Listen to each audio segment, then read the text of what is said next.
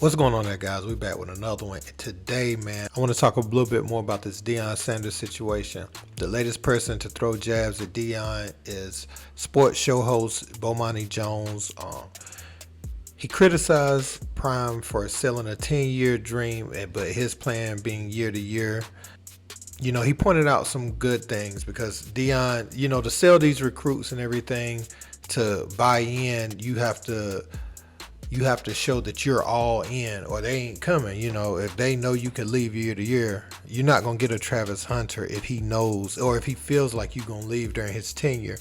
So that's fair.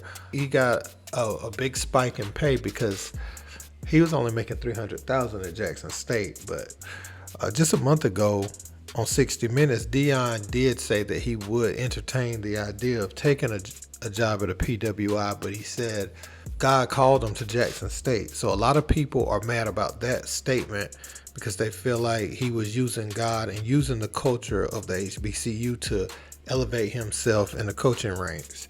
At the same time, he has to do what's best for his family. I'm going to let y'all hear what Bomani had to say, and then I'll be back. Check this out. Step into Deion other Sanders has HBCUs. spent the last 35 years telling us there ain't but one Deion Sanders. And now he's telling us go find somebody else to do what Deion Sanders does. You can't have this both ways. I don't judge him for taking the job at Colorado. They probably increased his salary by something like 15 times, right? I totally get that. It all makes sense.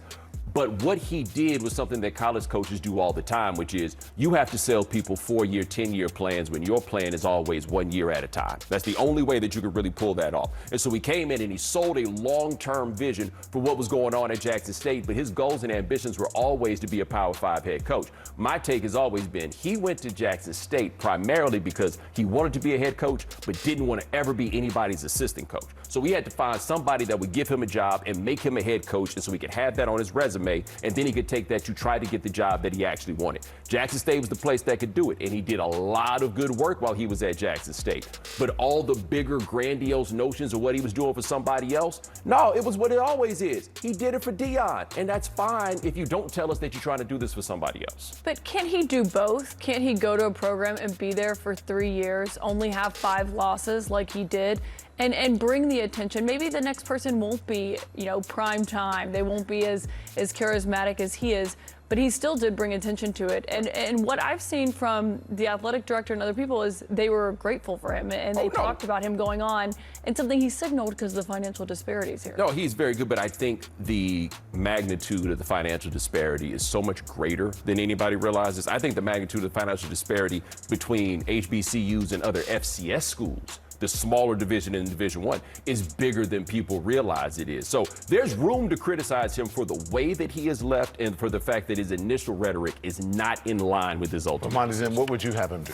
What would you have the man do? Oh, well, I wouldn't have come in the first place and said that God sent me here to fix HBCUs, and God decided that in the middle of it you were supposed to leave, right? I mean, like, the thing I've said is maybe God wants 10% of $5 million and not 10% of $375. If God can do math, I can understand why it is. He sold a dream and then walked out on the dream. People have the right to be critical of that. I also would have taken the job that he took at Colorado, right? It's not a judgment of the fact that he took the job, but this is not in line with what he told us for all these years. Now, Bomani has some fair points. When speaking on selling the dream to the kids, I get it. Also, when you're in that profession, if you don't sell it hard, then nobody's going to come. See, what we have to look at, what if Deion would have failed and he didn't do well at Jackson State? He didn't get the recruits. He didn't increase attendance, and it would have went the other way. Would anybody care that he's getting fired? See, it's a double standard there, too. I know they're looking at the verbiage, the exact words he used, speaking on God brought him there, and that can still be true. I don't know why everybody feels like when you change, it undoes what you already did. He already has made some change there. Find me another coach you're going to find hired there that's going to donate half their salary to increase the facilities of that program. You know what I'm saying? So you can't undo the works. Would we have liked to seen it going on forever? Absolutely. Would we have liked to seen them reach the level of an Alabama? Yes. But Deion said this in 60 Minutes, and I want y'all to hear. First of all, he made it clear that he would entertain the job. What happens when Power 5 school says, give us a number, we'll make it work? I'm going to have to entertain it. You are. Yes, I'm going to have to entertain it. Straight up. Well, I would be a fool not to. So what if? And I'm hoping a political figure of someone, some billionaire out there saying, you know what? I'm going to bet on Prime, man. Let me go help that program. Because I just want to see what it would be like if he had the resources these other schools would have. First of all, Bomani made phenomenal points. I give him that. But the other side of this argument that needs to be talked about is, where is all these wealthy folks, whether it be entertainment, behind the scenes, pretty much all the black billionaires, where are they at? Investing in the cause, investing in Jackson State. Prime was on 60 Minutes basically begging for some kind of for some donors to help him with the program, help him get the resources. I think the athletic budget was only $4 million at Jackson State, so he couldn't compete. Like, how do I want to put this? The model that he had, it wasn't like a sustainable model for the next 10 years. You know what I'm saying? Somebody was going to have to pour into that program to speed up that process, because Prime has health issues too. You got to look at his time clock. I don't think Prime's going to be one of them guys coaching forever. He just had 2-3 toes amputated. He's had blood clots in his leg. He had to get, he has to get therapy where they rub his leg to get the blood flowing and everything.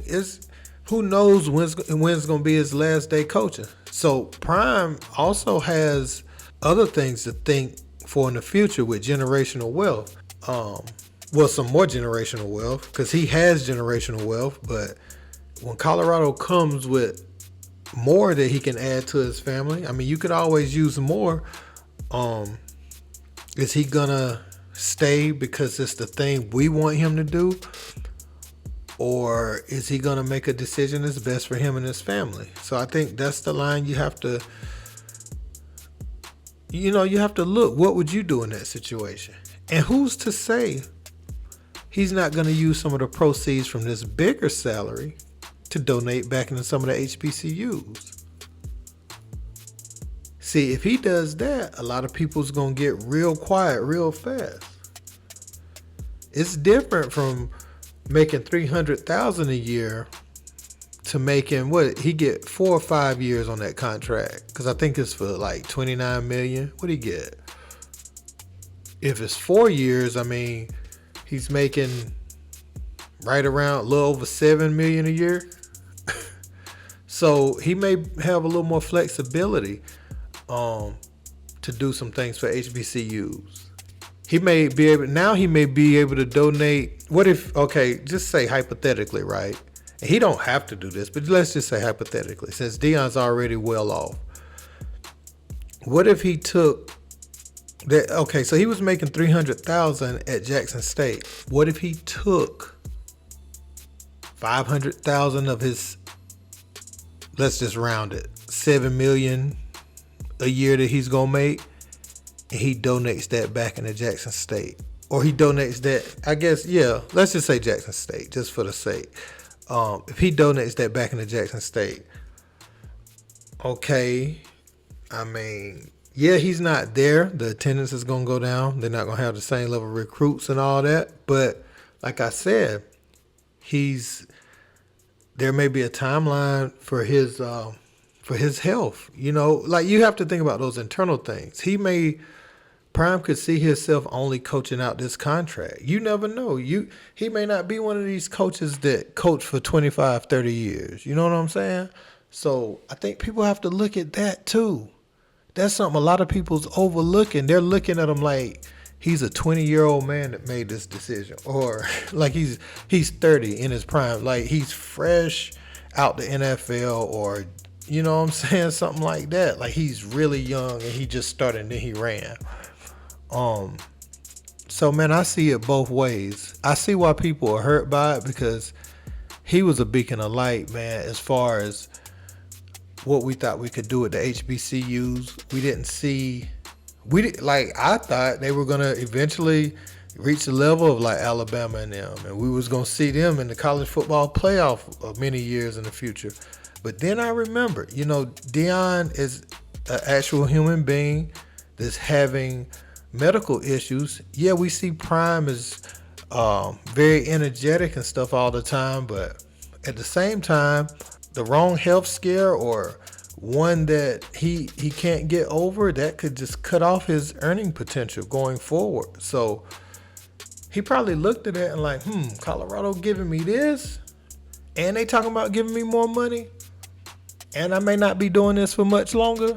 Let me go ahead and lock in that contract, so if something even happens to me medically, I still get paid. And I can't knock a man for that, man. So let me know what you guys think in the comments. Is Deion off base, as Bomani suggested, or do you kind of see it both ways? Like, yeah, he sold those kids on it. Now they have to hit the portal, whatever. But he also has health issues, man. I just want people to know that and know that could have played a part in it. I don't know for sure, but I'm just thinking, if I was in that situation and I've had health scares, blood clots and all that, and I don't know how long I'll be able to continue to earn, you know the rest. Because at the end of the day, nobody's gonna pay for his medical bills. Nobody's gonna look out for his children. Nobody's gonna look out for his grandchildren when he has them. So, or his family members. It'll be on to the next one if something happens to this man and he passes. So I see it both ways, man. Look, don't forget to like, share, and subscribe. I'm out. Peace.